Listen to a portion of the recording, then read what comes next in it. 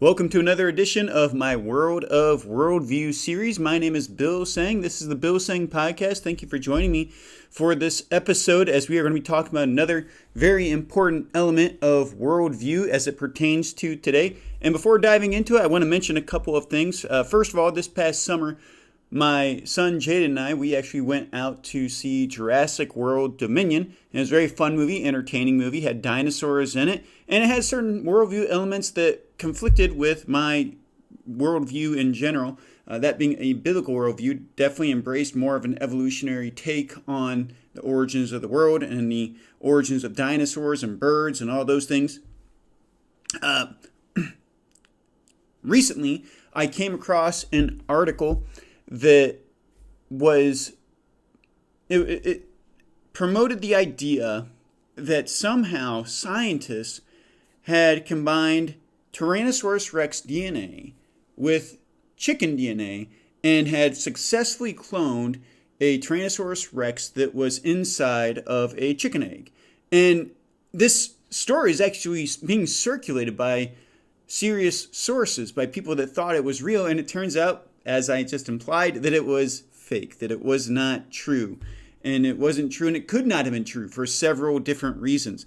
And then finally, I have seen a movie trailer recently called 65, a movie called 65, and in this movie, it looks like we were talking about some people from a long, long time ago, 65 million years ago. There were these space travelers, they were going by Earth, and their spacecraft gets hit by an asteroid, plummets down to Earth, and as they're on Earth 65 million years ago, of course, what is it that these space travelers happen to encounter? Dinosaurs. 65 million years ago. So face to face with Tyrannosaurus Rex, Velociraptor, and whatever else existed 65 million years ago. And today we're going to be talking about the biblical worldview on dinosaurs. I'm very excited about this, as I think there's lots of misconception, a lot of misperception, a lot of misdirection when it comes to this topic. And so I think it's very important for us to dive into this and straighten some things out so we can understand things from the way that God really wants us to see dinosaurs on this planet. So before we do that, first thing I want to talk about is the world's perspective on dinosaurs.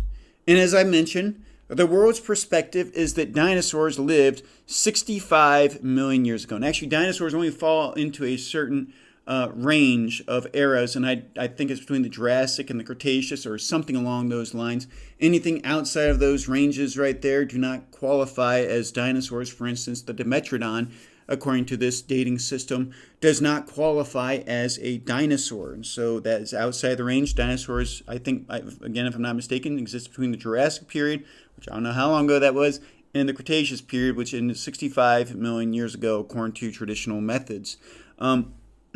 Also, it is believed that people have never seen a dinosaur before because dinosaurs went extinct way, way, way, way before people ever set foot on planet Earth. In other words, before the first human being ever evolved, before the first being was ever created, nobody had seen dinosaurs because they all died off before people could come into existence.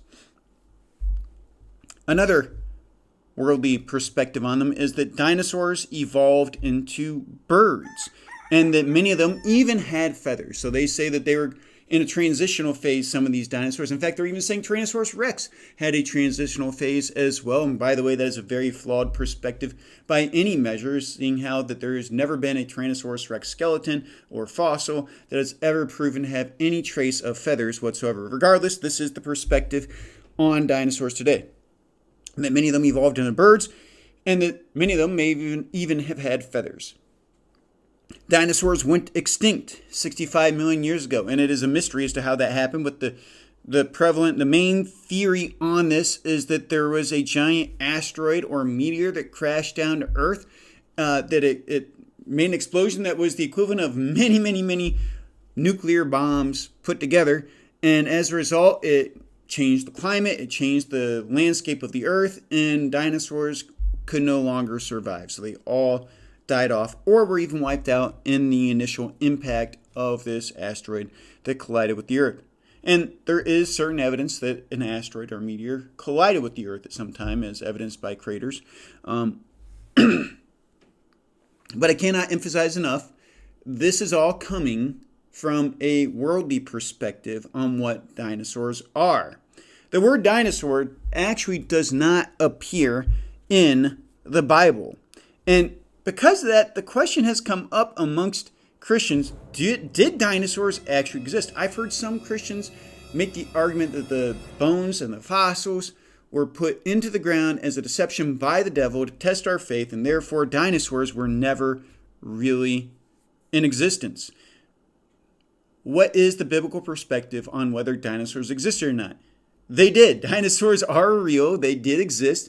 And the reason why the word dinosaur is not mentioned in the Bible is because the word dinosaur was not invented until 1841. And so 1841 was when the word dinosaur was invented. Prior to that, there is no word for them. So you couldn't attach if you'd ask somebody back then what a dinosaur was, their answer would have been, huh? What are you talking about?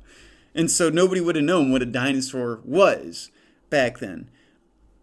Interestingly enough, and this does relate, the King James Version of the Bible. By the way, I pulled out my old King James Version of the Bible to be able to go through it with you tonight. The King James Version of the Bible mentions the word dragon 35 times. Now, some people will say that, well, that's a mistranslation, that actually it's not the word dragon, that it's actually the word for jackals. And so the King James actually mistranslated the word for jackal into dragon. And so all those instances where it says dragon was actually jackal, and actually that is inaccurate, because going back to the original language, that being Hebrew inside of the Old Testament, we have the word taninim, and taninim actually does mean dragon, or it could mean like other things as well, like a dragon, or in the book of Genesis it refers to the great whales of the sea, of the ocean. And so that one's disputable right there. It was talking about sea dragons, it was talking about whales. Who really knows for sure on that one? But taninim actually does mean massive creature, particularly dragons, most specifically dragons when it pertains to land-walking organisms. And in the Old Testament, taninim occurs 22 times. 22 times in the Old Testament does the word taninim occur. And I'm going to go over a few of those instances with you right now. So I'm going to open up my King James Bible, and the first occurrence that I want to talk about, I'm just going to be citing these pretty quickly. I'm not going to go in depth as far as to what they mean, but I'm going to read to you just the verses just to show you they are in there. So Deuteronomy chapter 32. I'm turning to Deuteronomy 32. Oops. And I'm going to read to you verse 33.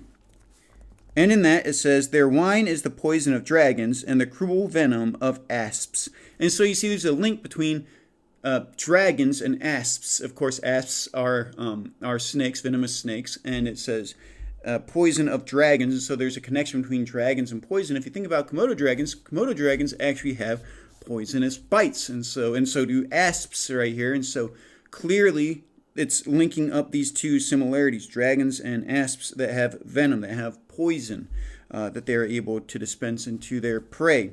Another one is in Psalm 74:13. So I'll turn to Psalm 74:13.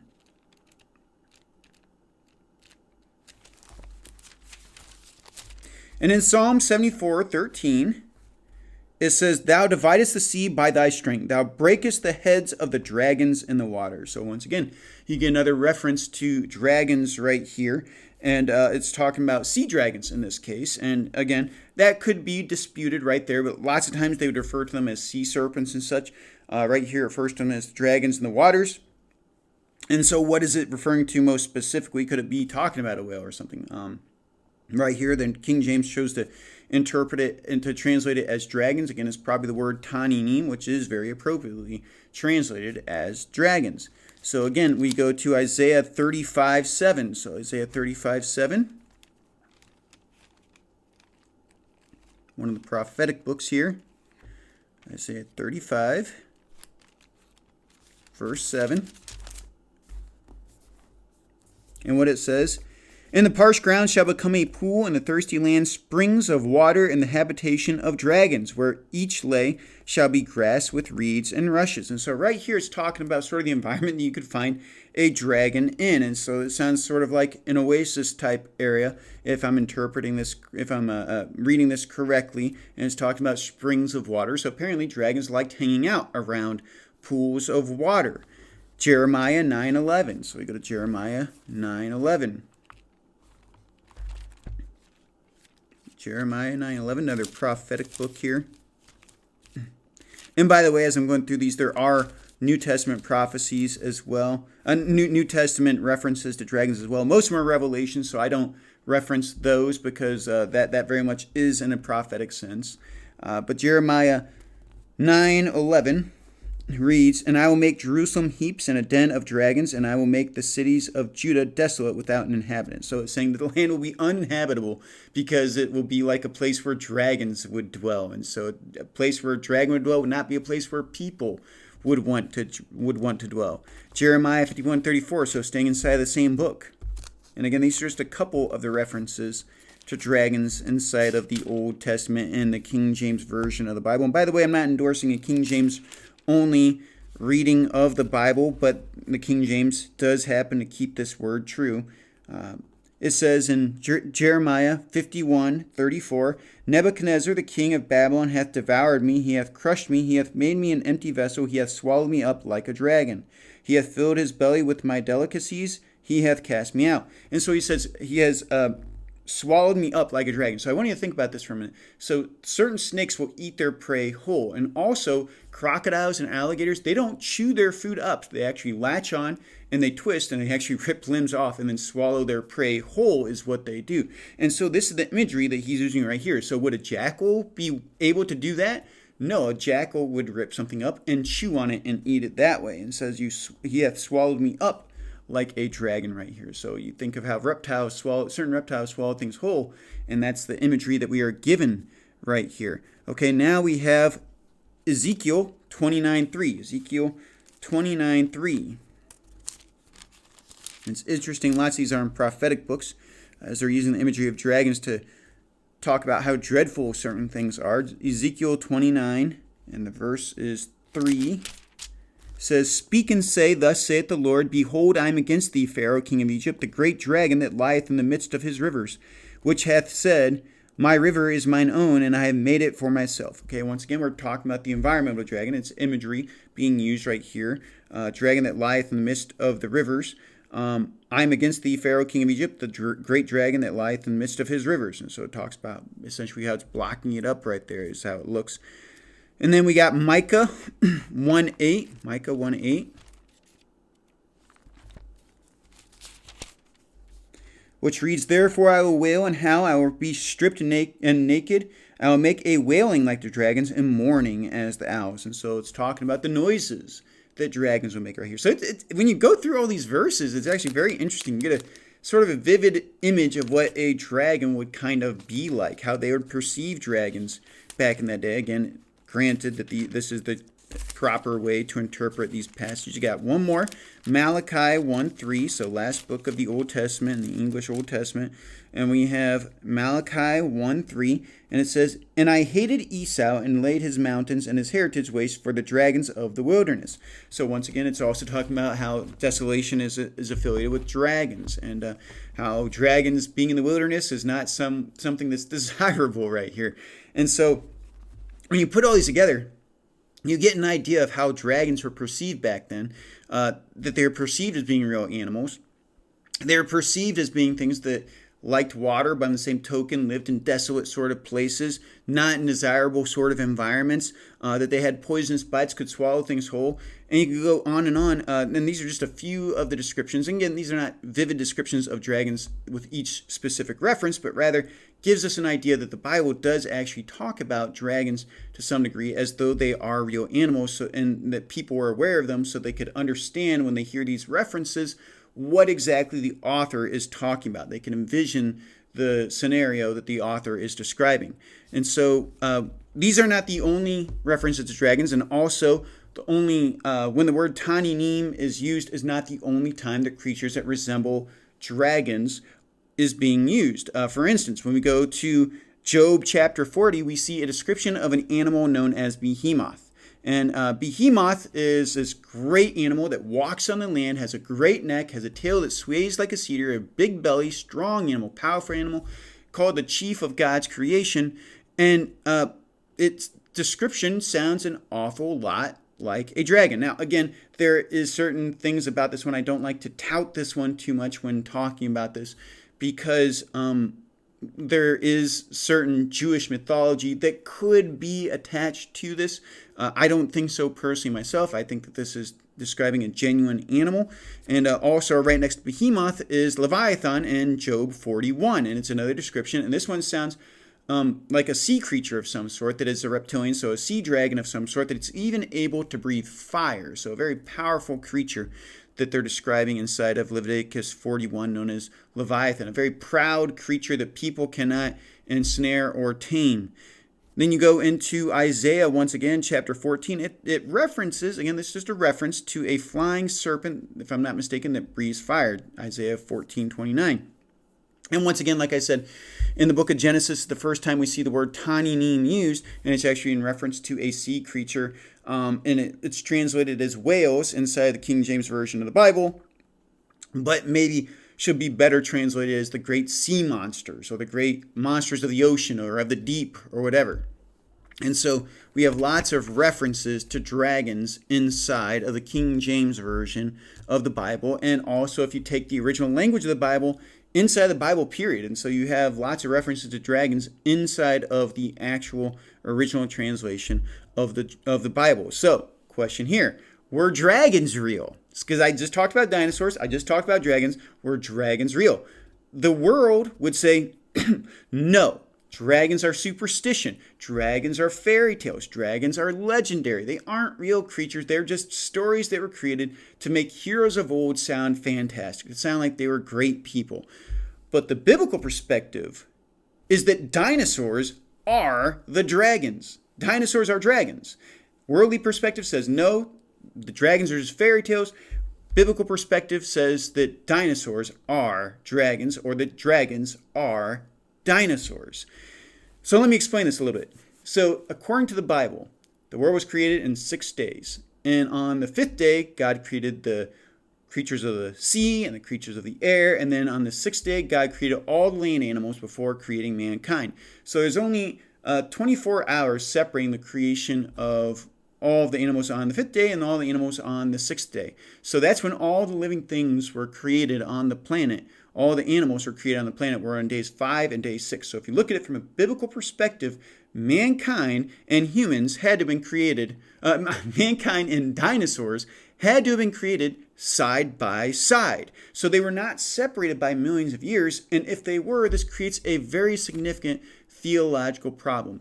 Namely, that if all the dinosaurs died off before humans came onto the world stage, that means that dinosaurs died before there was sin in the world. So that means that the Bible isn't telling us something, or the Bible is just flat out wrong. Because we are told inside of the book of Genesis that it wasn't until sin entered the world through human beings that anything began to die. And so death was brought into the world through one man, Adam, and then death was brought upon all the other living beings because of Adam's sin. And it's because of this reality that we needed a Savior in Jesus Christ, because the world is in decay. The world is not perfect. The world is not as God had created it to be, because we did bring this upon earth. We brought the curse of death into the world. So how could this have happened if people did not exist for millions of years after the dinosaurs existed? And the reality is that's impossible. It could not have happened. Either the Bible's wrong, or our perception of when dinosaurs existed is wrong.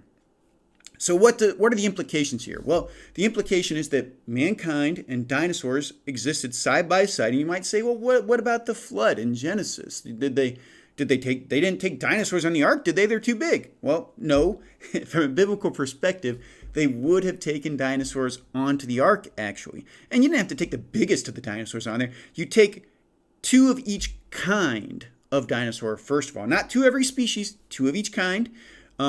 And you wouldn't have to take like a full-grown Argentinosaurus onto the ark, for instance, first of all, you just have to take one of that kind of dinosaur, not necessarily the Argentinosaurus, maybe a smaller one of the same kind of dinosaur, and you only have to bring two of them. So you can bring two smaller ones, like two infant or adolescent ones, so it can actually fit inside of the ark comfortably. Well, what about the carnivorous ones? Well, that's a story for another day. But back when everything was created, the animals were not permitted to eat meat. Now, carnivorism had entered the world after sin. We can see that through the geological record, and because that, we know that did exist. But in general, we do know that, according to what the Bible says, everything was created to be vegetarian, and because of that, they could have survived on a vegetarian diet while they were living on the ark. But how did all this come about? We are not told the details inside of the Bible. We just know that dinosaurs would have been on the ark if they were created side by side with humans. They would not have been subject to be doomed, not all of them, doomed to destruction by the Great Flood. Well, if that's true, then that means that people have seen them. Wouldn't we have said something about dinosaurs throughout history? Well, yeah, we wouldn't have called them dinosaurs. Again, the word dinosaur wasn't invented until 1841. But it just makes sense that history and legends have preserved the tales of massive reptiles that we called dragons. And the dinosaurs very much fit the description of dragons. In fact, people say that some of the stories about dragons may have come about as a discovery of fossils of dinosaurs. And so it's not far-fetched to see that dinosaurs and dragons are actually very closely related. In my opinion, and I think from a biblical worldview, they were the same thing. That dinosaurs and dragons are exactly the same thing. And because people have seen them, they have created stories about them, some of them true, some of them fictitious, about the dragons that people had to face off against at different times in history. I meant to bring some books along with me this time. One of them was was After the Flood. It's a fantastic book that documents the bloodline of Japheth, which is one of Noah's sons, throughout Europe, his descendants throughout Europe, after the flood had happened. And inside of that book, it even gets into talking about stories about dragons. And these are not stories that you're necessarily familiar with. These are documented sightings and encounters with dragons that describe them as though they are real creatures. Not mystical, magical beings, but rather they are just like any other animal. Now, big and scary and all that, and so that required somebody to go out and slay them, but just animals nonetheless. Also, Answers in Genesis has done a good number of books on dinosaurs and their relationship to dragons. There is I can't remember what it's called, but I have this actually book that's more probably focused toward children. I can't remember if it's called Dragons or Dinosaurs, Myth and Legends or something like that. And it actually has several different historic accounts. And one of the historians actually talks about how there's two types of dragons. There's dragons of myth, which are not real, and there's dragons that are real and that really do exist that are just animals. And they really are just animals. And so there are many historic accounts, some actually very famous historic accounts. If I'm not mistaken, I can't remember if it was Marco Polo or Alexander the Great had documented having come across great dragons in the East. So very incredible, when you start digging into it, very incredible accounts of dragons, and that very well may have been what we would call dinosaurs today. Now, some claim that some dinosaurs still exist today. This is where you get into the field of cryptozoology. For instance, belief in the Loch Ness Monster. Many people think that Nessie might be a plesiosaur, or some sort of reptile that has survived, dinosaur-like. I would call it a dinosaur. I know that others would not call it a dinosaur, but a dinosaur-like creature that lives in the water. Now, I have my reservations about that personally. Mokele Mbembe in the Congo, and you look at different stories throughout the world. The Thunderbird in America.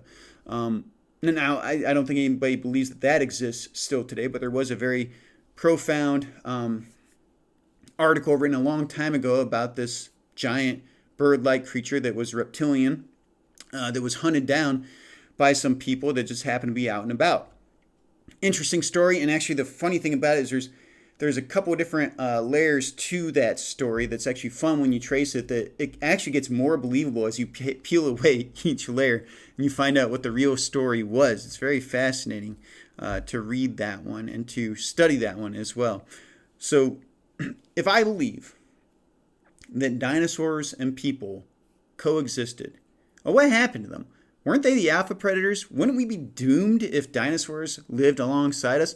First of all, once again, all animals were created to be vegetarian. According to what the Bible has to say, we are all supposed to eat plants and vegetables and fruits. So dinosaurs would have been the same for a while. Well, what about when they became carnivorous? Okay, well, mankind is created in the image of God, and so we're very intelligent. And quite frankly, all you got to do is dig a pit. Okay, dig a pit and have some bait, and the dinosaur falls into it and dies. Okay, that's because we are smarter than dinosaurs. We've always been smarter than dinosaurs. And so what would have happened to the dinosaurs? Well, I believe very few, if any, dinosaurs have still existed up until today. And the reason why I say that there's possibly there could still be some is because I don't want to write off certain accounts where you get into the deepest, darkest parts of Africa, which are largely unexplored for the most part, very, very sparsely explored, I should say, to where there very well could be some remnant of a dinosaur species or kind lurking around in the jungle. I don't know. That might be off base. Nobody really knows for sure on that one. But for the most part, dinosaurs we can consider to be extinct. That being the case, what happened to them? Well, for one, as I implied already, people would have hunted them. You have the great stories about dragon slayers. So, you'd be able to get a great name if you could kill a dragon or a dinosaur, that be able to kill something that big and that fierce looking would definitely give you a name. You'd be a hero across the whole land for being able to do something like that. In fact, some of the great stories of history. I think particularly of the story of Beowulf. Very fascinating story. And people might say that there's a lot of fictitious elements to that. I think that there is more reality to it than what people like to give it credit for. Another thing that happened is the Great Flood. Now, the Great Flood did not make all dinosaurs go extinct, but rather it killed many of the species of dinosaurs. So lots of the species of dinosaurs died off, and because of that, they would not be able to procreate as rapidly, and as a result, you would not have as many dinosaurs on the planet after the flood, and so they would have died off more quickly. Linked to the flood as well would be climate change. Oh my goodness, I just mentioned climate change.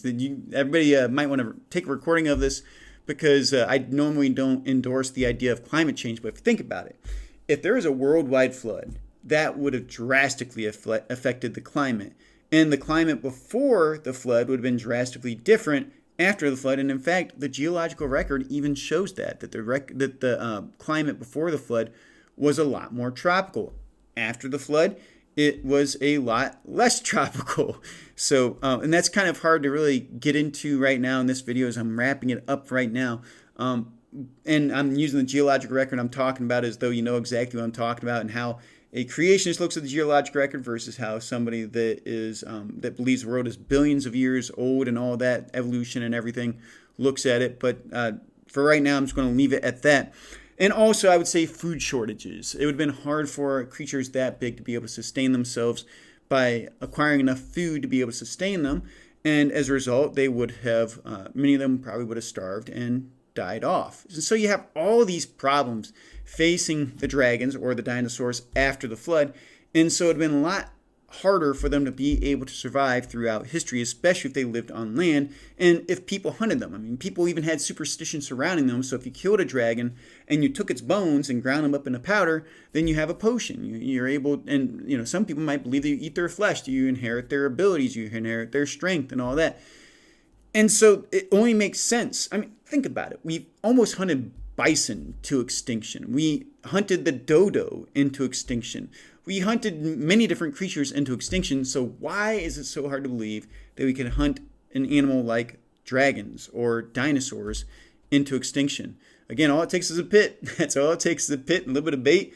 Throw some spikes down at the bottom of the pit and boom, dinosaurs dead, extinct, so to speak. So once again, this is a biblical perspective on dinosaurs. Feel free to comment. Feel free to ask questions. Feel free to give me your opinions on the topic. Did I make a convincing argument by any stretch of the imagination? I don't know. This is what